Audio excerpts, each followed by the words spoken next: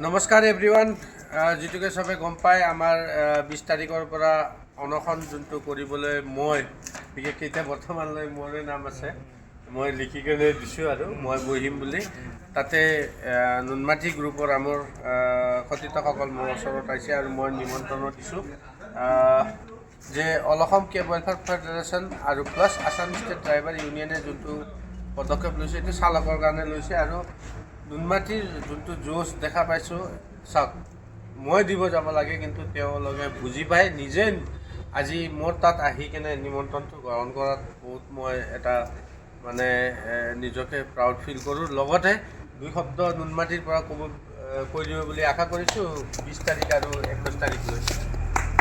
নমস্কাৰ, মই নুনমাটি গ্ৰুপৰ পৰা আমাৰ আহিবলগীয়া 20-21 অনশন এতিয়া আমি অংশগ্ৰহণ কৰিম আৰু আমি পৰাপক্ষ সহযোগ কৰিম বুলি আগলৈকেও সহযোগ কৰি থাকিম বুলি আশা দিছোঁ, প্ৰতিশ্ৰুতি দিছোঁ।